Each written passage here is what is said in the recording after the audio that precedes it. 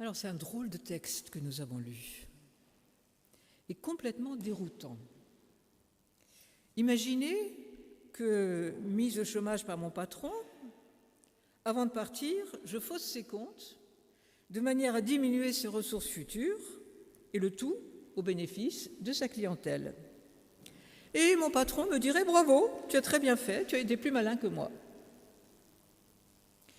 Notre texte, vous remarquez que ce sont d'un bout à l'autre, sauf la petite phrase initiale qui est narrative, puis Jésus dit à ses disciples, donc ce sont d'un bout à l'autre des paroles de Jésus. Il faut donc y faire très attention, parce que nos évangiles ont justement été rédigés à partir de collections de ces paroles qui elles-mêmes étaient fondées sur la mémoire orale de ses contemporains et disciples. Nous en avons d'ailleurs même trouvé un évangile, un exemplaire en Égypte, avec ce qu'on appelle l'évangile de Thomas, qui n'est qu'une compilation de paroles de Jésus, traduites en l'occurrence en copte, dans la langue égyptienne. Donc voilà. Or, ces paroles se présentent ici en 2 morceaux, voire 3. D'abord, on a une parabole. Et la conclusion de cette parabole est déroutante, puisque le maître est volé 2 fois, d'abord directement par une mauvaise gestion et dilapidation, puis indirectement par la réduction indue de la dette de ses débiteurs. Mais il finit par féliciter l'intendant voleur. Puis vient un commentaire de Jésus, introduit par la formule bien connue « Et moi, je vous dis ». Mais ce commentaire a l'air de brouiller encore le message de la parabole, puisqu'il y est question du mammon de l'injustice. On le traduit par argent trompeur ou richesse injuste, par exemple. Donc c'est l'argent qui est trompeur et non pas l'intendant. À la fin, on a comme une citation de Matthieu 6, 24, qui dit aussi « Vous ne pouvez pas servir à la fois Dieu et Mammon ». Mais dans Matthieu 6, 24, le contexte est tout différent. Mais il faut noter que dans Matthieu, cette citation « Vous ne pouvez pas servir à la fois Dieu et Mammon », cette citation suit d'assez près l'énoncé du Notre Père. Et dans le Notre Père de Matthieu, Matthieu demande à Dieu de pardonner non pas nos fautes, nos offenses, Jésus demande à Dieu de pardonner non pas nos offenses, mais nos dettes. En grec, ça se dit opheilemata. Nous sommes en guerre, nous sommes en dette vis-à-vis de Dieu. Et alors, si nous demandons à Dieu de passer l'éponge sur nos dettes, nous pouvons bien, à notre tour, remettre leurs dettes à nos débiteurs. Libère-nous de nos dettes, comme nous libérons aussi ceux qui sont en dette avec nous, envers nous.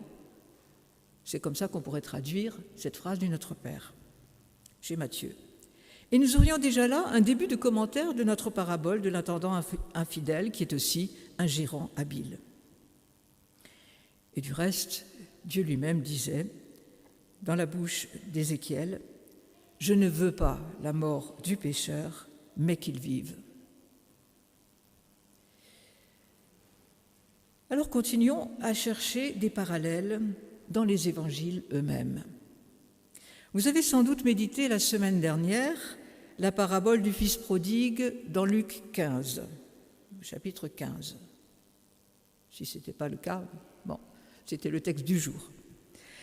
Un garçon, dans l'histoire du fils prodigue, un garçon qui a jeté l'argent de son héritage par la fenêtre, finit par revenir honteux et repentant dans le giron paternel, et il reçoit de son père une complète absolution. La parabole d'aujourd'hui, celle que nous venons de lire cette fois dans Luc 16, change un peu la perspective de la relation entre le dilapideur et celui qui lui confie son argent. Ce n'est plus un père, mais un maître.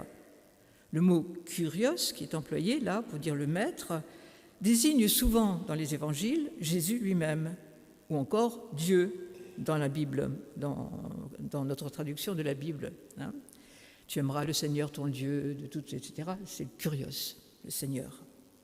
Et le dilapideur n'est plus un fils qui utilise son propre héritage, mais un intendant, un gestionnaire des biens de sa maison, des biens qui ne sont pas à lui.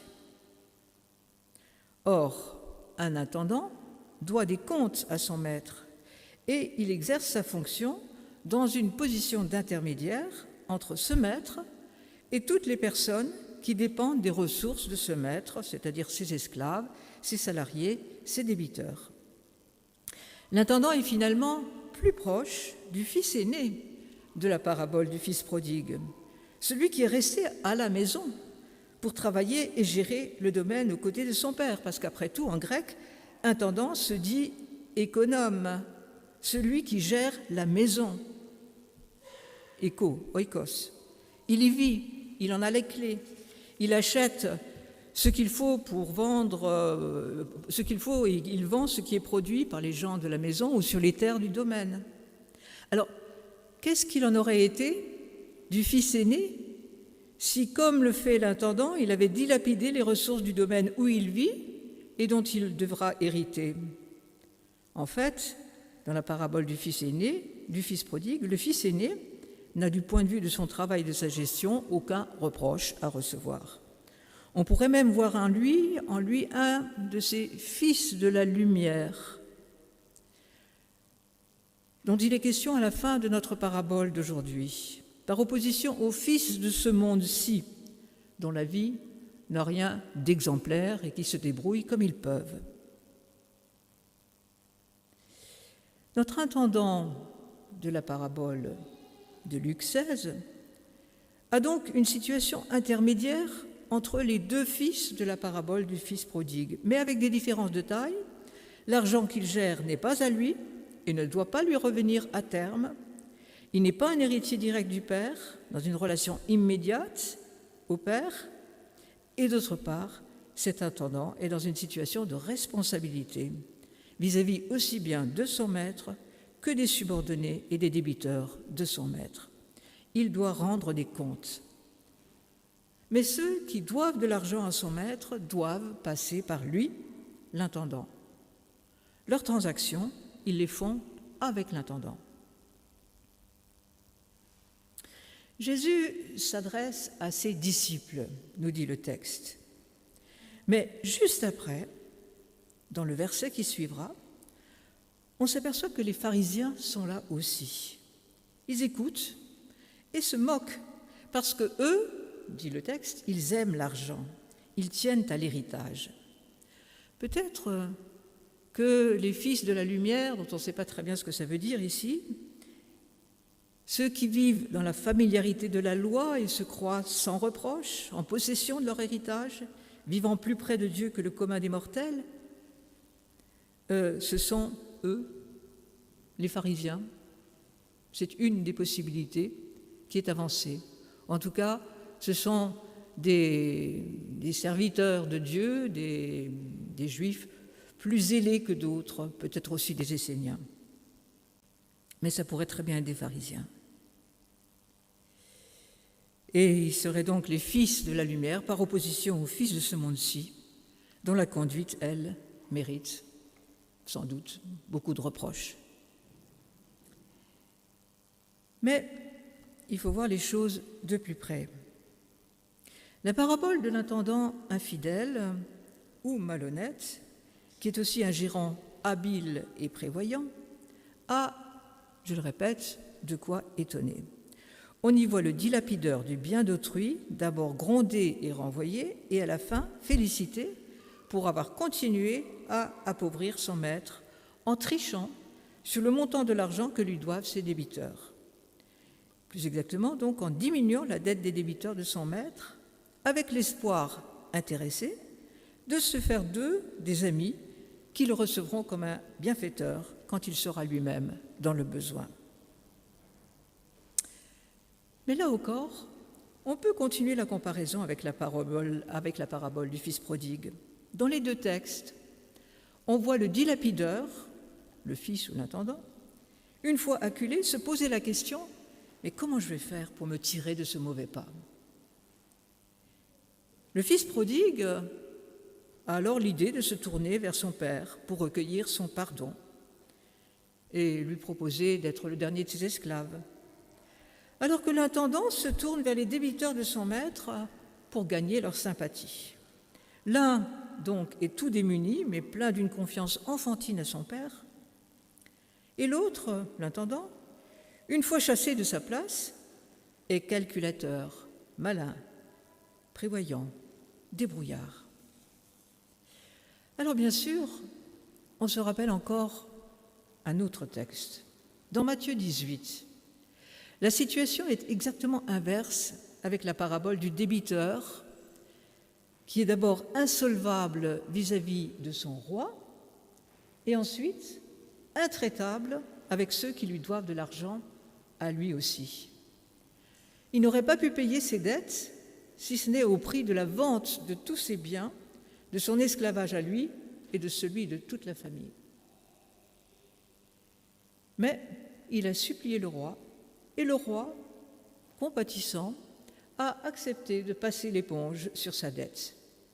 Or, ce débiteur-là, à peine soulagé de ses dettes, il prend à la gorge ses propres débiteurs et les fait jeter en prison. En apprenant ce comportement, le roi, cette fois, se met en colère et le livre au bourreau. La comparaison entre l'histoire du débiteur insolvable mais intraitable avec ses propres débiteurs et celle de l'intendant malhonnête permettrait de comprendre pourquoi le maître a pu avoir raison de ne pas blâmer son intendant. Si au lieu d'être intraitable avec les endettés, au contraire, il les a soulagés un peu de leurs dettes. Ça peut d'ailleurs même être une manière intelligente de s'assurer du paiement, du bon remboursement des dettes. Parce que quand on a moins à rembourser, c'est plus facile de les rembourser. Sinon, parfois, on ne peut rien faire du tout, on ne peut plus rembourser du tout. Mais enfin, ces dettes, c'était quand même l'argent du maître, pas celui de l'intendant. En réduisant les dettes aux dépens de son maître, il vole son maître, et d'ailleurs de manière intéressée. Alors, le nœud de la question, c'est peut-être le statut de l'argent lui-même, de ce que le texte appelle le mammon de l'injustice. Alors, regardons ici autour de nous. L'argent. C'est un merveilleux équivalent de tout. Il nous permet de tout acheter, de tout posséder. Même l'amour fût-il vénal, même les amis fussent-ils intéressés. Et tout ce qui existe, tout se fabrique dans le monde pourvu que nous en ayons assez. Avec 10 €, je peux m'acheter du pain pour 3 jours, ou au choix 6 croissants, 3 tubes de colle, un bijou fantaisie, quelques boîtes de pétards, etc. Avec 1000 milliards, je peux faire exécuter une fusée pour Mars et peut-être voyager dedans, ou faire disparaître d'un coup la pauvreté dans le monde. Sauf que, au milieu de ces équivalences, il y a moi, toi, des hommes et des femmes de chair et de fragilité. Si je suis addict au jeu ou à la drogue, je serai bientôt ruiné et ma famille avec moi. Celui qui, disposant de l'argent nécessaire, désire et peut s'offrir, mettons une Riviera sur la Méditerranée, ne fera qu'une bouchée de tous les gêneurs qui occuperaient déjà cet espace avant lui. Celui qui, voulant réduire la pauvreté, uniformise tous les modes de vie et distribue à tous les mêmes nourritures, les mêmes vêtements, les mêmes maisons, fera disparaître la richesse qui gît dans la débrouillardise, dans la diversité et dans la complexité des relations humaines. Et c'est cette complexité qui garantit nos possibilités d'inventer l'avenir toujours de nouveau. L'argent, oui, c'est l'équivalent de tout, mais il risque aussi d'appliquer une même mesure à toute chose, de mettre à prix tout et n'importe quoi et de le détruire du même coup. Alors que l'amour véritable, l'amitié véritable, la richesse bien gérée, la richesse naturelle en particulier, l'eau, l'air, la vie, ne s'achètent pas. Ou alors, si elles s'achètent, c'est seulement aux dépens de cette eau, de cet air, de ces vies, de l'amour, de l'amitié. C'est la vie qui est croissance. La croissance de l'argent pour l'argent tue la vie. Actuellement, on en est à réduire, par l'informatique, même l'intelligence et l'argent à une combinaison de 0 et de 1 au prix d'une folle dépense énergétique à laquelle bientôt nos équipements les plus performants ne suffiront plus. Et je pourrais continuer longtemps sur cette lancée. Qu'est-ce donc que le mammon de l'injustice? Celui qui décide de nos vies au lieu de nous aider à vivre. Notre intendant n'avait pas grand respect pour l'argent de son maître. C'était un tort du point de vue de nos lois économiques, comme du Code civil ou de la loi de Moïse qui dit « tu ne voleras pas ». Mais il savait le danger de l'argent, qui peut étrangler les débiteurs, les réduire au chômage, à la famine ou à l'esclavage. Il a compris que dans certains cas, diminuer les bénéfices fait plus de bien à lui comme aux endettés que de les augmenter. L'important, c'est de vivre et d'avoir des amis. Les pharisiens, au contraire, nous dit la phrase qui suit immédiatement notre texte, les pharisiens, au contraire, sont amis de l'argent. Et ils s'en enorgueillissent. Si l'on transpose cette leçon dans l'Église, on pourrait dire Dieu confie à l'Église, comme l'intendant, comme le maître à l'intendant, ceux qui croient en lui.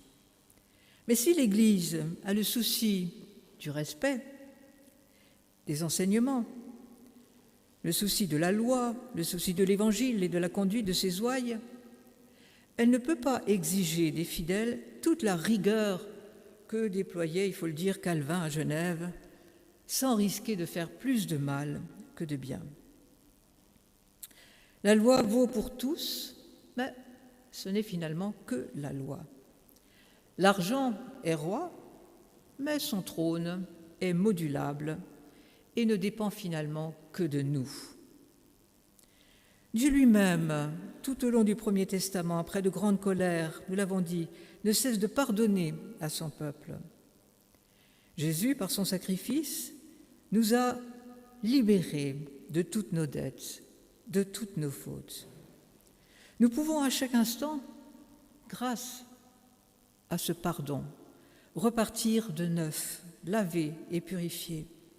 Et toute une vie de vice peut se racheter au dernier moment par un repentir sincère. De même qu'inversement, un crime de dernière heure réduit à néant toute une vie de vertu. Les valeurs ne sont jamais intangibles. Tout comme les prix, elles doivent s'ajuster aux nécessités de la vie, pourvu que l'on soit digne de confiance, dit le texte, y compris en se servant de l'argent trompeur, du mammon de l'injustice, s'il le faut, car l'argent n'est que la loi, comme la loi n'est que la loi. L'argent n'est que l'argent, comme la loi n'est que la loi.